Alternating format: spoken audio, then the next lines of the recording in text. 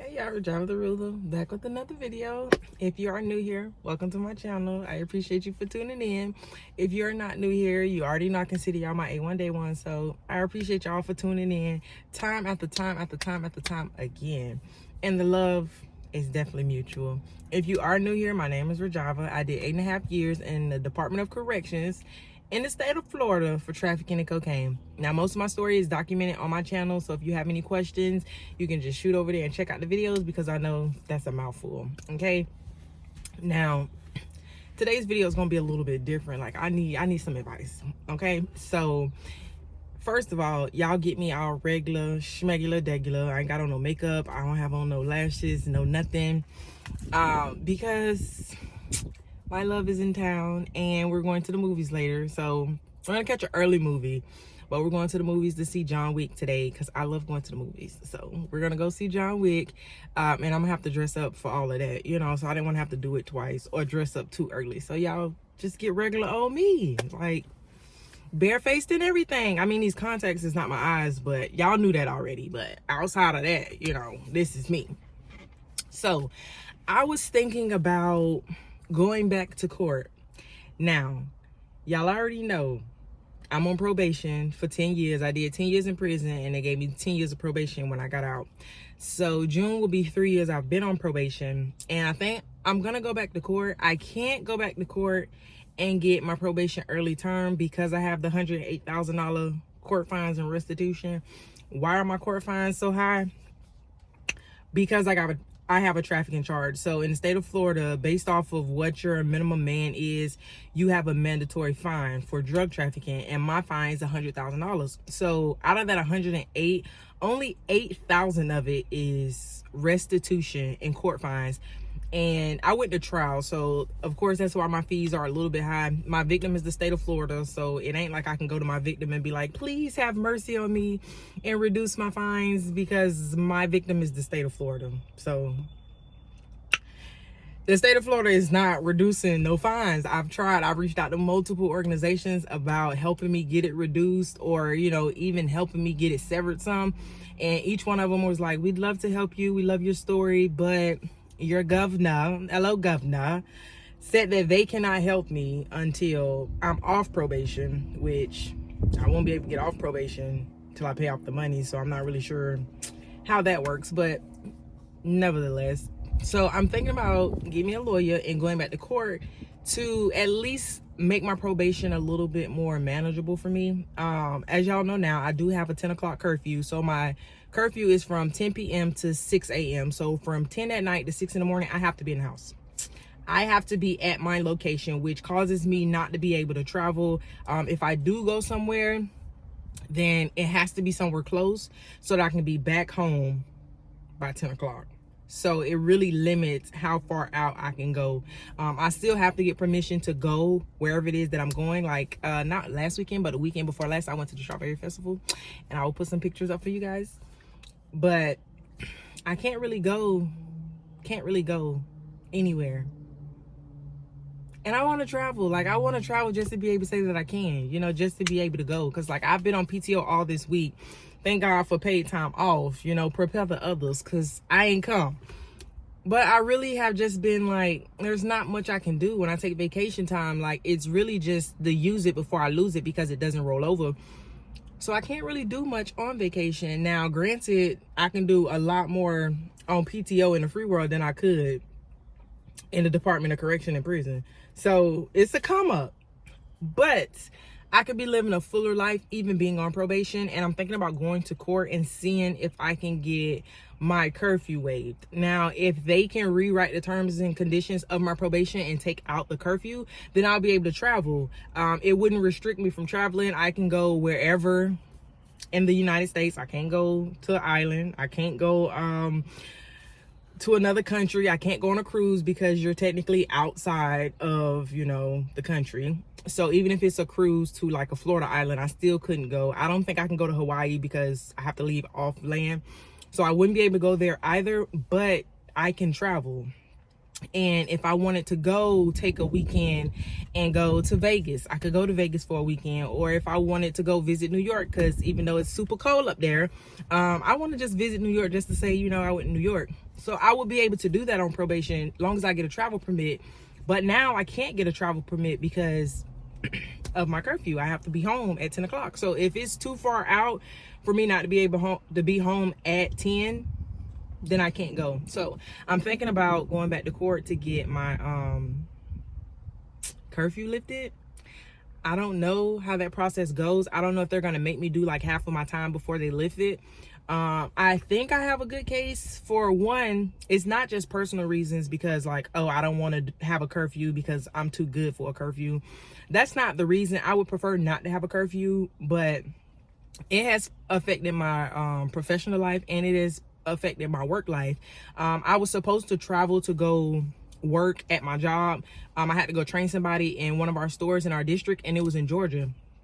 And I was like, you know, I was hitting up my probation officer, and I was texting her and calling her. She wasn't responding. I was sending her text messages. I would call her at the office, and it kept going to her voicemail, and I was leaving voicemails, and I was leaving voicemails on her work phone, but on her desk phone, it was saying that her voicemail box was full.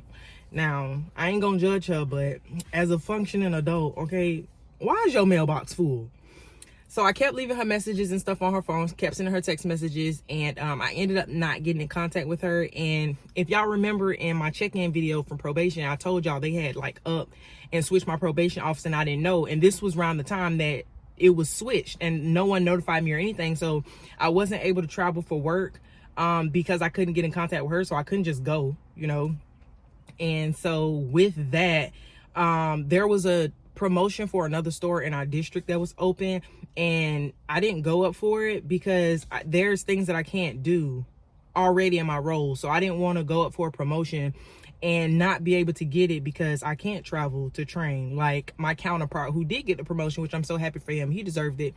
But I have restrictions that I can't fulfill even traveling, you know what I'm saying, with my job. And of course with my YouTube, the interview I did with Anton Daniels, it's on his page if y'all want to go check it out. I couldn't, he wanted me to fly out to Detroit. He was going to pay for my hotel. He was going to pay for my traveling, make sure that I can get around the city, but I could not go because I could not travel because of my curfew.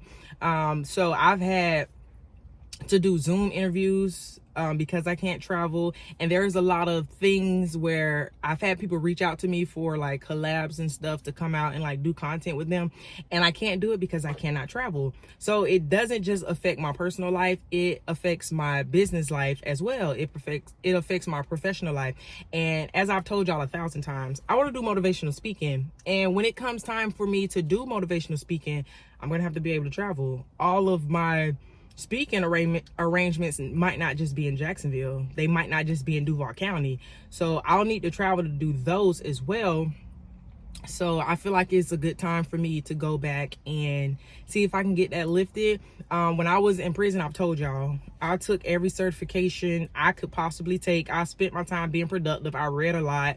I did get into some trouble. I got a few DRs. I went to confinement a few times, you know, so I ain't gonna say I was no perfect inmate. But when it came to rehabilitating myself, I did everything that I could do in my own power, and I feel like I did a good job while I was locked up. So I spent that time wisely, and since I've been home, like, y'all done seen the girl work ethic, okay? Like I told y'all, I was working 3 jobs at one time, but I worked 2 jobs 7 days a week for 1.5 years. I've been employed since I've been home, since the first week and a half ish. I couldn't find a job, and then I told you I went to the day labor pools because they wasn't calling me back fast enough for the interview. So I think my first week and a half I didn't have a job, but ever since then I've been working, and June will be 3 years I've been home.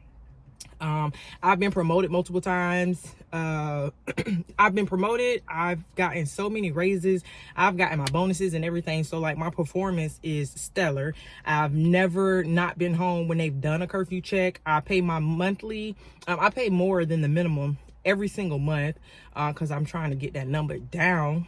Every time I go in and check in for probation, I have to take a drug urine analysis. They've randomly done breathalyzers, but honey, it don't matter what test you run, I'm gonna come back clean, and all of that is clean. I haven't had no interactions with law enforcement. I haven't had any close calls, anything like that. So as far as like abiding by the terms and the clauses of my probation, I have done that amazingly. All of my probation officers has always told me, like, you know, I was one of their easy cases. They didn't have to worry about me. Now, they still did their job, okay? They still made sure I was doing what I was supposed to be doing, but I've done what I was supposed to do. So I want to go back and see if I can get the curfew lifted. So now what I want y'all to tell me is, like, y'all think them some good grounds or what? Like, because I know how the system works now.